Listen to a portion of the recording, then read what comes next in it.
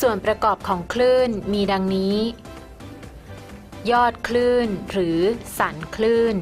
คือตำแหน่งสูงสุดส่วนที่นูนหรือสันบนสุดของคลื่นแต่ละลูกท้องคลื่นคือตำแหน่งต่ำสุดหรือส่วนล่างสุดของคลื่นแต่ละลูกการกระจัดคือระยะที่วัดจากแนวกลางไปยังตำแหน่งใดๆบนคลื่นเราหาการกระจัดณเวลาต่างๆได้จากสมการการเคลื่อนที่แบบ Simple Harmonic ช่วงกว้างของคลื่นคือระยะการกระจัดที่มีค่ามากที่สุดจากแนวสมดุลไปยังสันคลื่นหรือท้องคลื่นจากรูปคือระยะ a นั่นเอง Amplitude เป็นตัวแสดงถึงพลังงานของคลื่นถ้า Amplitude สูงแสดงว่าพลังงานของคลื่นมีค่ามากและถ้า Amplitude ต่ำแสดงว่าพลังงานของคลื่นมีค่าน้อยค่าของ Amplitude ขึ้นอยู่กับแหล่งกำเนิดของคลื่นกรณีคลื่นน้ำ Amplitude แสดงความสูงต่ำของการกระเพื่อมของน้ำคลื่นเสียง Amplitude แสดงความดังความค่อยของเสียงคลื่นแสง Amplitude แสดงความเข้มของแสงคือความมืดความสว่างเฟสคือการบอกตำแหน่งต่างๆบนคลื่นโดยบอกเป็นมุมในหน่วยขององศาหรือเรเดียนดังนั้นตำแหน่งต่างๆบนคลื่นจึงสามารถระบุตำแหน่งเป็นมุมในหน่วยองศาหรือเรเดียนได้ซึ่งมุม1เรเดียนเทียบได้เท่ากับ 57.3 องศามุม360องศา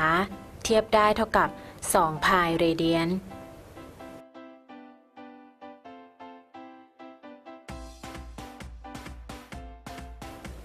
ความยาวคลื่นคือ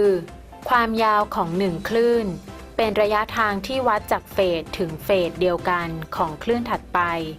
หรือระยะจากสันคลื่นถึงสันคลื่นที่อยู่ถัดไปหรือระยะจากท้องคลื่นถึงท้องคลื่นที่อยู่ถัดกันคาบคือเวลาของการเกิดคลื่น1คลื่นวัดเวลาจากเฟสถึงเฟสของคลื่นที่ต่อเนื่องกันมีหน่วยเป็นวินาทีต่อรอบหรือช่วงเวลาที่ใช้ใน1ลูกคลื่นความถี่หมายถึงจำนวนคลื่นใน1หน่วยเวลามีหน่วยเป็นรอบต่อวินาทีหรือเฮิรตซ์ดังนั้นความสัมพันธ์ระหว่างคาบแทนด้วยสัญลักษณ์ t กับความถี่แทนด้วยสัญลักษณ์ f จะได้ดังนี้รังสีคือเส้นแสดงแนวทิศทางการเคลื่อนที่ของคลื่นรังสีของคลื่นจะมีทิศตั้งฉากกับหน้าคลื่นเสมออัตราเร็วคลื่นคือระยะทางที่คลื่นเคลื่อนที่ได้ใน1หน่วยเวลามีสูตรคือ v เท่ากับ s ส่วน t ในเวลา1วินาทีมีคลื่นออกมา f ลูกดังนั้นในเวลา1วินาทีเคลื่อนที่ได้ f คูณด้วยแลมดามีหน่วยเป็นเมตรดังนั้นอัตราเร็วคลื่นจึงมีสูตรว่า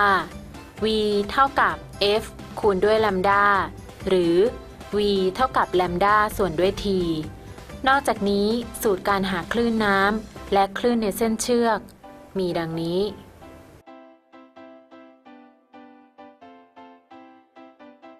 หน้าคลื่นคือแนวต่อกันของคลื่นที่มีเฟสอย่างเดียวกันเช่นหน้าคลื่นที่เขียนด้วยเส้นทึบคือหน้าคลื่นที่เป็นสันคลื่นหน้าคลื่นที่เขียนด้วยเส้นประคือหน้าคลื่นที่เป็นท้องคลื่น